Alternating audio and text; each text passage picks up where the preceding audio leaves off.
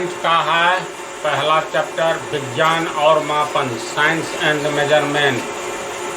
ये छठा पार्ट है। छठा पार्ट को समझने के लिए पहला पार्ट से ही देखना जरूरी है। इससे पहले पार्ट 5 में जो बतलाए थे आधारी मात्रक और व्युत्पन्न मात्रक का थोड़ा सा झलक दिए। तो मात्रक दो तरह के होते हैं, क्योंकि राशियां दो तरह की होती है, एक आधारी राशि और व्युत्पन्न राशि होती है ना। तो आधारी राशि के अपने मात्रक होते हैं और व्युत्पन्न राशि के अपने मात्रक होते हैं। तो आधारी मात्रक, आधारी राशि के मात्रक को आधारी मात्रक कहते हैं। इससे कंसेप्ट क्लियर नहीं होता है। आधारी राशि, आधारी मात्रक की परिभाषा, आधारी राशि के यूनिट को, मात्रक को आधारी मात्रक कहेंगे। अथवा इससे देखो क्लियर है, वह मात्रक जो किसी अन्य मात्रक पर निर्भर नहीं करता है। लाइन देखो, वह मात्रक, ऐसा यूनिट जो किसी अन्य यूनिट पर निर्भर नहीं करता है, अर्थात जो मात्रक एक दूसरे से स्वतंत्र होता है उसे आधारी मात्रक कहते हैं। उदाहरण के द्वारा और क्लियर होगा, जैसे लंबाई, समय और द्रव्यमान के जो मात्रक होते हैं ये तीनों आधारी राशि है ना। इन तीनों के मात्रक एक दूसरे से स्वतंत्र होते हैं और इसलिए इनके मात्रक को, यानी आधारी राशि के मात्रक को हम लोग आधारी मात्रक कहेंगे। फिर देखो, वह मात्रक जो किसी अन्य मात्रक पर निर्भर नहीं करता है, अर्थात जो मात्रक एक दूसरे से स्वतंत्र होता है उसे आधारी मात्रक कहते हैं। अब उदाहरण के द्वारा, जैसे में लंबाई का मात्रक स्वतंत्र होता है, लंबाई की मात्रक को लिखने के लिए किसी दूसरे राशि के मात्रक का सहारा नहीं लेना पड़ता है। इसीलिए फिर समय के मात्रक को लिखने के लिए किसी भी दूसरे फिजिकल क्वांटिटी अर्थात भौतिक राशि के मात्रक का सहारा नहीं लेना पड़ता है।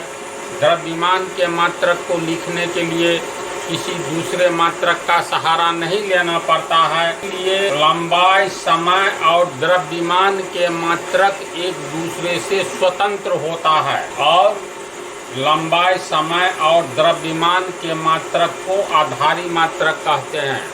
जस्ट आगे पढ़ेंगे, आधारी राशि 3 ही प्रकार के नहीं होते हैं, 7 प्रकार के होते हैं। तो व्युत्पन्न राशि का जो तुम मात्रक लिखोगे, तो व्युत्पन्न राशि का मात्रक लिखने के लिए एक से अधिक आधारी राशि के मात्रकों का सहारा लेना पड़ता है। जबकि आधारी राशि के मात्रक को लिखने के लिए किसी भी राशि के मात्रक का सहारा नहीं लेना पड़ता है। समझ रहे हो ना। तो इसलिए आधारी राशि का मात्रक किसी भी राशि के मात्रक से स्वतंत्र होता है। तो आधारी मात्रक किसको कहेंगे? जिस राशि का मात्रक स्वतंत्र होता है, जिस राशि के मात्रक को लिखने के लिए किसी अन्य राशि के मात्रक का सहारा नहीं लेना पड़ता है, उस राशि के मात्रक को आधारी मात्रक कहते हैं। निष्कर्ष के रूप में एक परिभाषा और लिखा देते हैं, वैसे इससे भी क्लियर है। वह मात्रक जो किसी अन्य मात्रक पर निर्भर नहीं करता है, यानी आधारी राशि का मात्रक जो है किसी दूसरे राशि के मात्रक पर निर्भर नहीं करता है। अब कैसे नहीं निर्भर करता है, अभी उदाहरण के द्वारा हम स्पष्ट कर देते हैं।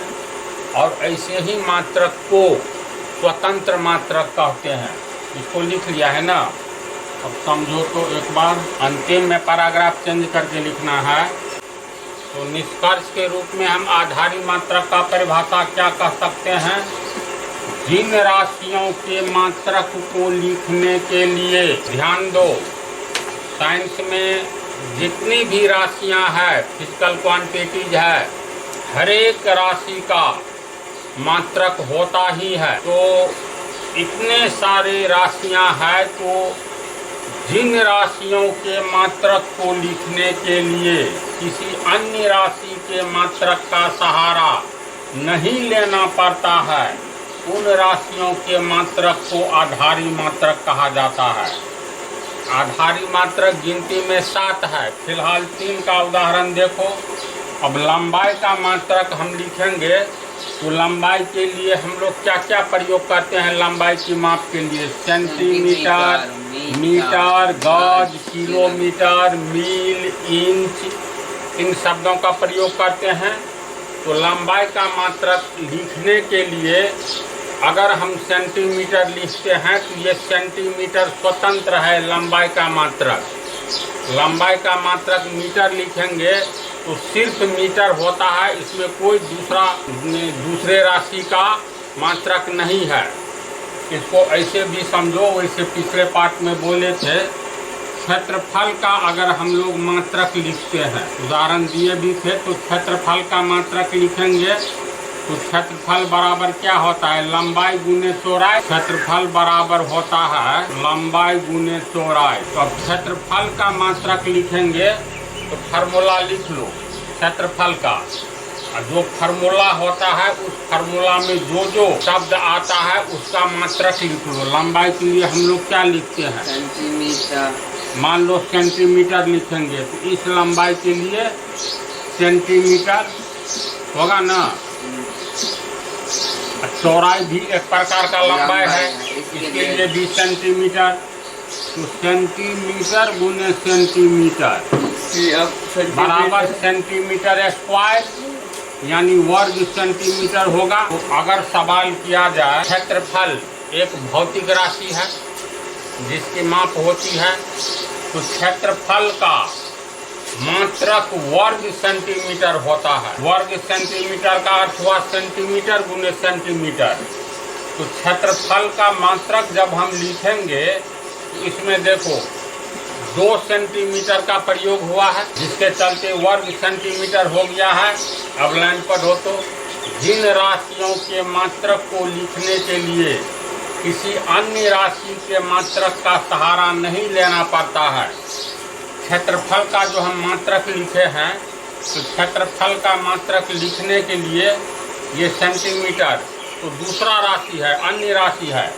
क्षेत्रफल एक अलग राशि है, आयतन अलग है, समय अलग है, द्रव्यमान अलग राशि है, लंबाई अलग राशि है ना। इसका अर्थ हुआ क्षेत्रफल का मात्रक लिखने के लिए हमें एक अन्य राशि जिसका नाम लंबाई है, लंबाई के मात्रक का सहारा लेना पड़ा है।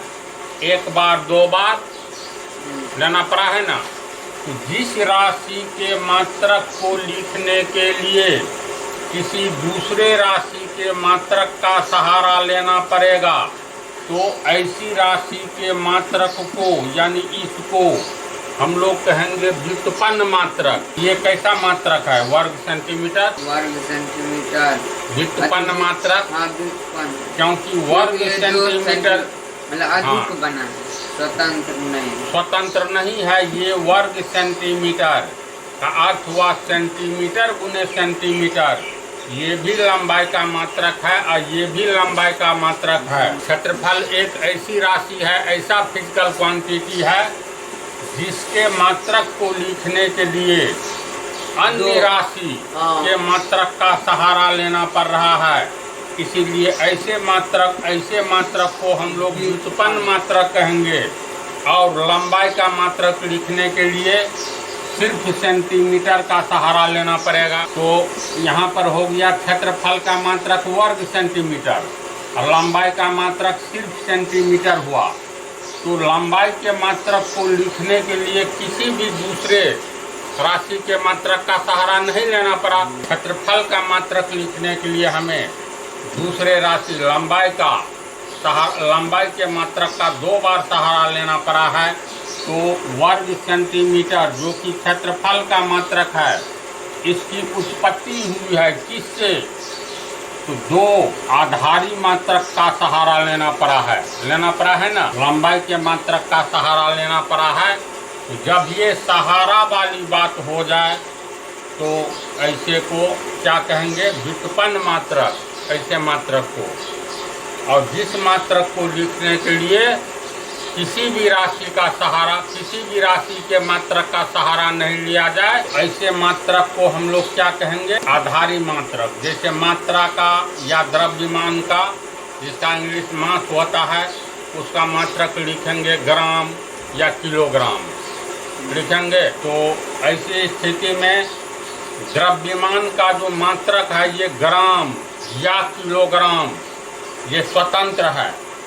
और इसी पर आधारित, ग्राम किलोग्राम पर आधारित एक दूसरा उदाहरण देते हैं। अब देखो दूसरा उदाहरण, जैसे लंबाई का मात्रक या द्रव्यमान का मात्रक या समय का मात्रक, इन तीनों के मात्रक को लिखने के लिए हमें किसी अन्य राशि के मात्रक का सहारा नहीं लेना पड़ रहा है। इसीलिए लंबाई का मात्रक, द्रव्यमान का मात्रक, समय का मात्रक एक दूसरे से स्वतंत्र है। अब एक उदाहरण लो तो, जैसे डेंसिटी, ये हम पढ़ेंगे घनत्व, आर्किमिडीज का सिद्धांत वाला चैप्टर में है। इसका अर्थ होता है डेंसो। इसका मात्रक हमें ज्ञात करना है, घनत्व का मात्रक। घनत्व बराबर होता है m/v, यानी मात्रा बटा आयतन। कैसे होता है ये सब बतलाएंगे, तो फिलहाल समझ लो ये फार्मूला है, घनत्व बराबर मात्रा बटा आयतन। अब घनत्व का मात्रक अगर लिखना है तो घनत्व का मात्रक, पहले इसका फार्मूला लिखेंगे, घनत्व बराबर मात्रा बटा आयतन। तो अब घनत्व का मात्रक यूनिट निकालेंगे तो फार्मूला लिख करके घनत्व बराबर मात्रा बटा आयतन। अब मात्रा का आयतन लिखेंगे बटा आयतन का मात्रक। मात्रा का मात्रक, मात्रा यानी मास का यूनिट बटा आयतन का मात्रक। मात्रा के लिए हम लोग मान लो प्रयोग करेंगे ग्राम। ग्राम, कितना ग्राम चीनी चाहिए, कितना ग्राम है ना। मात्रा का मात्रक हो गया मान लो ग्राम, बटा आयतन का मात्रक हो गया घन सेंटीमीटर। तो ये हो गया ग्राम, GM से ग्राम, ये बटा को प्रति बोला जाता है, ग्राम घन CM, यानी ग्राम प्रति घन सेंटीमीटर। तो घनत्व का मात्रक क्या हो गया, घनत्व का मात्रक हो गया ग्राम प्रति घन सेंटीमीटर। अब ध्यान दो, लंबाई का मात्रक है सेंटीमीटर, ठीक है, बहुत सारा मात्रक होता है। तो घनत्व का मात्रक हो गया ग्राम घन सेंटीमीटर। तो ग्राम घन सेंटीमीटर एक यूनिट है, एक मात्रक है, किसका, तो घनत्व का। कहेंगे सेंटीमीटर भी एक यूनिट है, मात्रक है, किसका, तो लंबाई का। यहाँ सेंटीमीटर अकेले है ना, जो लंबाई का मात्रक है। यहाँ देखो तो घनत्व का मात्रक होता है ग्राम प्रति घन सेंटीमीटर। तो घनत्व के मात्रक को लिखने के लिए हमें ये ग्राम, ये हो गया मात्रा, मास का मात्रक हो गया घन सेंटीमीटर, आयतन का मात्रक हो गया। तो ग्राम यहाँ पर हो गया घनत्व का मात्रक किस चीज़ से बना है, तो आंसर है इसका द्रव्यमान के मात्रक। द्रव्यमान का मास का ग्राम होता है ना, घन सेंटीमीटर आयतन का मात्रक। तो ये ग्राम जो है यानी मास और वॉल्यूम, यानी द्रव्यमान और आयतन, दो राशि के मात्रक के मिलने से तीसरे राशि घनत्व का मात्रक का निर्माण हुआ। तो ये स्वतंत्र है, घनत्व का मात्रक स्वतंत्र है, नहीं है। क्यों नहीं है? स्वतंत्र तब रहता जब मान लो सिर्फ घन सेंटीमीटर या ग्राम रहता। यहाँ इसीलिए नहीं घनत्व का मात्रक स्वतंत्र है, क्योंकि घनत्व का मात्रक लिखने के लिए हमें मात्रा का मात्रक लिखना पड़ रहा है और आयतन का मात्रक से भाग देना पड़ रहा है, तब जा कर के घनत्व का मात्रक बना है। अर्थात घनत्व के मात्रक का जन्म होता है ग्राम से और घन सेंटीमीटर से। ग्राम हो गया तुमको द्रव्यमान, मास का यूनिट, और ये घन सेंटीमीटर हो गया आयतन यानी वॉल्यूम का। तो स्वतंत्र तो नहीं हुआ, जैसे इससे पहले वाला पार्ट में बोले थे, मान लो 23, इसमें 2 है 3 है, तीनों पर गौर करो। 2 स्वतंत्र है, 2 को लिखने के लिए हमें किसी भी अन्य संख्या की आवश्यकता नहीं है। 3 को लिखने के लिए अन्य संख्या की आवश्यकता नहीं है। लेकिन 23 को लिखने के लिए 23 अपने आप में स्वतंत्र है नहीं है। इसलिए नहीं है, 23 का उत्पन्न हुआ है। 23 इसलिए नहीं स्वतंत्र है क्योंकि 23 लिखने के लिए हमें 2 का और 3 का सहारा लेना पड़ा है, तब जाकर के ये 23 का निर्माण हुआ है। तो 23 को कहेंगे व्युत्पन्न संख्या। बतलाए थे ना पिछले पार्ट में। सिर्फ 2 को कहेंगे स्वतंत्र संख्या। आधार है, ये बेस है जिसके आधार पर अनंत संख्याएं लिखी जा सकती है। तो इसी तरह घनत्व का मात्रक लिखने के लिए हमें एक ये मास का मात्रक लेना पड़ रहा है ना, और दूसरा आयतन का मात्रक लेना पड़ रहा है। तो मास और आयतन 2 राशियों के मात्रक के सहयोग से एक तीसरा राशि घनत्व जो है उसके मात्रक का निर्माण होता है। यानी इसका उत्पन्न हुआ है ग्राम घन सेंटीमीटर का, तो इसीलिए इसे व्युत्पन्न मात्रक कहेंगे। यानी जिस मात्रक का जन्म होता है किससे, तो स्वतंत्र राशि के मात्रक से। मास का ग्राम, मात्रा या द्रव्यमान का मात्रक ग्राम, ये ग्राम अपने आप में स्वतंत्र है। ग्राम को लिखने के लिए किसी दूसरे मात्रक का सहारा नहीं लेना पड़ा, इसीलिए ग्राम, किलोग्राम ये द्रव्यमान का स्वतंत्र मात्रक ये दोनों हो गया। लेकिन घनत्व में देखो स्वतंत्र मात्रक है नहीं है, इतना है इसका नाम घनत्व के मात्रक का ग्राम प्रति घन सेंटीमीटर। यानी ग्राम का उपयोग होता है किसके लिए, द्रव्यमान के मात्रक के लिए। और द्रव्यमान क्या है, आधारी राशि है ना। फिर घन सेंटीमीटर आयतन का राशि है, आयतन का मात्रक है। तो 2 राशि, प्रथम राशि हो गया द्रव्यमान और दूसरा हो गया आयतन। तो 2 राशियों के मात्रक के संयोग से तीसरे राशि घनत्व का मात्रक बना है। घनत्व के मात्रक का जन्म हुआ है 2 राशियों के मात्रक के मिलने से। तो जिन राशियों के मात्रक का जन्म होता है, उत्पन्न होता है, तो ऐसी राशि के मात्रक को व्युत्पन्न मात्रक कहेंगे। और जो मात्रक, जिस राशि का मात्रक यूनिट बिल्कुल स्वतंत्र होता है, जिसे लिखने के लिए, जिस राशि के मात्रक को लिखने के लिए अन्य राशि के मात्रक की आवश्यकता नहीं होती है, तो ऐसे राशि के मात्रक को, यूनिट को आधारी मात्रक, बेसिक यूनिट कहेंगे। बात समझ में आई? कहीं पर कोई कंफ्यूजन है तो बोलते जाओ, नहीं न है तो याद ये रखना है LMT या MLT, याद रहेगा LMT लेंथ, मास और हाँ, पहले ABCD में L आता है, तब M, अंत में T। ये तीनों जो है आधारी राशि है, लेंथ, मास और टाइम। और इन तीनों के मात्रक जो होंगे एक दूसरे से स्वतंत्र होंगे, और इन तीनों के मात्रक को बेसिक यूनिट, आधारित मात्रक कहेंगे। लेकिन ये भी एक क्वेश्चन लिखा ही देते हैं, आधारी मात्रक कितने तरह के होते हैं, तो 7 तरह के। फिलहाल 3 की ही चर्चा है, ये क्वेश्चन इसके बाद लिखा देंगे, ठीक है। तो अब अगला आओ व्युत्पन्न मात्रक। व्युत्पन्न मात्रक थोड़ा झलक दे ही दिए हैं। व्युत्पन्न का अर्थ होता है जिसका जन्म हुआ हो, समझा। ऐसा मात्रक जिसका जन्म हुआ हो। उन राशियों के मात्रकों को, राशि तो बहुत है, जैसे चाल, वेग, LMT, लेंथ, मास, टाइम, विद्युत धारा, है ना, घनत्व, आयतन, बहुत कुछ आगे चल करके पढ़ोगे। जितने भी राशियां हैं, फिजिकल क्वांटिटीज हैं, तो उनमें से जिन राशियों का यानी उन राशियों के मात्रकों यूनिट को व्युत्पन्न मात्रक कहते हैं। जिन राशियों के मात्रकों का जन्म आधारी राशि के मात्रकों से होता, समझा? यानी ऐसे मात्रक जिस मात्रक का जन्म किससे होगा?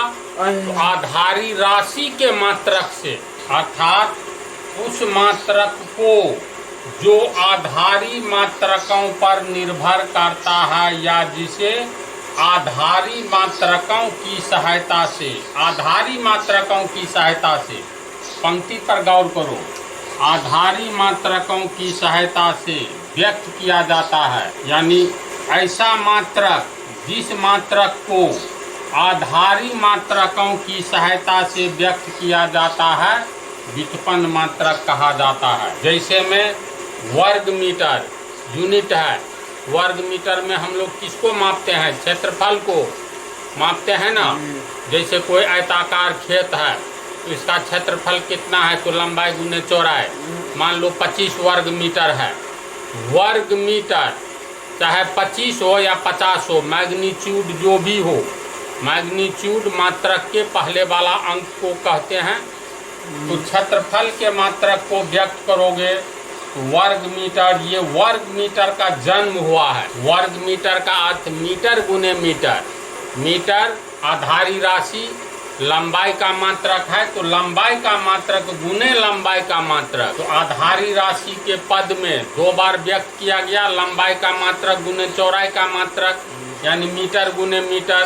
तो वर्ग मीटर का जन्म हुआ है, ये उत्पन्न हुआ है। तो ये जो उत्पन्न हुआ है व्युत्पन्न मात्रक है, तो किसका है? तो क्षेत्रफल का। तो क्षेत्रफल का मात्रक वर्ग मीटर तो क्या कहेंगे? व्युत्पन्न मात्रक। इसका उत्पन्न हुआ है, उत्पत्ति हुई है, समझ रहा है बात को? घन मीटर, आयतन के मात्रक के लिए हम लोग कहते हैं 25 घन मीटर पानी है यहाँ। यानी मीटर गुने मीटर, लंबाई गुने चौड़ाई गुने ऊंचाई, आयतन बराबर लंबाई गुने चौड़ाई गुने ऊंचाई। लंबाई के लिए मीटर, चौड़ाई के लिए मीटर, ऊंचाई के लिए मीटर।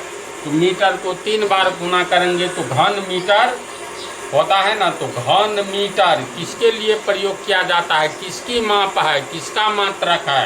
तो आयतन का मात्रक है। तो आयतन का मात्रक कैसा है? तो घन मीटर। तो घन मीटर का अर्थ हो गया मीटर गुने मीटर। तो 3 बार जो मीटर लिखते हैं तो मीटर तो लंबाई का मात्रक है। यानी लंबाई कौन सी राशि है? आधारी राशि। तो आधारी राशि का मात्रक इसमें 3 बार गुना किया गया है। जितने भी व्युत्पन्न मात्रक हैं उन मात्रकों का जन्म ही होता है आधारी मात्रक से। तो ऐसे राशि का मात्रक जिस मात्रक को हम आधारी राशि के पदों में, शब्दों में व्यक्त कर सकते हैं, ऐसे मात्रक को व्युत्पन्न मात्रक कहते हैं, समझा? उस मात्रक को जो आधारी मात्रकों पर निर्भर करता है, ये घन मीटर 3 बार गुना करेंगे तो मीटर गुने मीटर, मीटर तो आधारी मात्रक है। तो आधारी मात्रकों पर निर्भर करता है ऐसा मात्रक जो आधारी मात्रकों पर निर्भर करता है या जिसे आधारी मात्रकों की सहायता से व्यक्त किया जाता है। घन मीटर को आधारी मात्रकों की सहायता से व्यक्त किया गया। तो घन मीटर जो आयतन का मात्रक है ये क्या हो गया? व्युत्पन्न मात्रक। चाल का मात्रक क्या होता है? कहते हैं मोटरसाइकिल की चाल 50 किलोमीटर प्रति घंटा है। तो ये किलोमीटर प्रति घंटा जो है, तो इसमें देखो एक बार अब यूं ही, अगर कोई मोटरसाइकिल प्रति घंटा 40 किलोमीटर के हिसाब से चल रहा है तो हम लोग कहेंगे मोटरसाइकिल की चाल कितना है? 40 किलोमीटर प्रति घंटा। किलोमीटर प्रति घंटा किसका मात्रक है? चाल का, है ना? चाहे मोटरसाइकिल की चाल 40 किलोमीटर प्रति घंटा हो या 60 किलोमीटर प्रति घंटा हो या 80 किलोमीटर प्रति घंटा। तो किलोमीटर प्रति घंटा जैसे मात्रक का प्रयोग हम लोग चाल के लिए करते हैं। तो अब ये तो पता लगाओ जी, ये चाल का मात्रक जो किलोमीटर प्रति घंटा है ये आधारी मात्रक है कि व्युत्पन्न मात्रक? तो इसको कैसे समझोगे? इसको अलग करो। पहला हो गया किलोमीटर, इसमें आवर। दूसरा हो गया आवर यानी घंटा। घंटा। ये हो गया घंटा। अब देखो किलोमीटर किसके लिए, लंबाई के लिए प्रयोग किया जाता है, लंबाई हाँ। की माप के लिए। घंटा ये समय के लिए। समय की माप के लिए। तो ध्यान दो, तो चाल की मात्रक कैसी मात्रक है किलोमीटर प्रति घंटा, तो लंबाई तो आधारी मात्रक है। आधारी मात्रक का ये आधारी राशि है लंबाई। आधारी राशि का मात्रक किलोमीटर लिए और दूसरा आधारी राशि ले लिए घंटा। तो दो आधारी राशि के मात्रकों के मेल से किलोमीटर प्रति घंटा का उत्पन्न हुआ है, इसीलिए इसका जन्म हुआ है, उत्पन्न हुआ है। या लंबाई के मात्रक किलोमीटर और समय की मात्रक घंटा। ये दोनों के सहयोग से हम लिखते हैं चाल का मात्रक। यानी दोनों के पदों में पहला लंबाई के मात्रक के पद में किलोमीटर और समय के मात्रक के पद में लिखते हैं मिला करके किलोमीटर प्रति घंटा। तो जिन मात्रकों का जन्म आधारी राशि, ये किलोमीटर आधारी राशि का मात्रक है, घंटा आधारी राशि समय का मात्रक है। तो जिस भौतिक राशि फिजिकल क्वांटिटी के मात्रक को हम आधारी राशि के मात्रकों के सहयोग से लिखते हैं, तो ऐसे मात्रक को व्युत्पन्न मात्रक कहते हैं। व्युत्पन्न मात्रक और आधारी मात्रक के बारे में कंसेप्ट बन गया। तो अब ये जो है व्युत्पन्न राशि का मात्रक कैसे निकाला जाता है, इसको हम एक अलग टॉपिक में पार्ट 7 में इसको बतला देंगे। इसमें टाइम लगेगा 15-20 मिनट, तब अच्छा कंसेप्ट बनेगा। इसमें इतना ही रहने दो।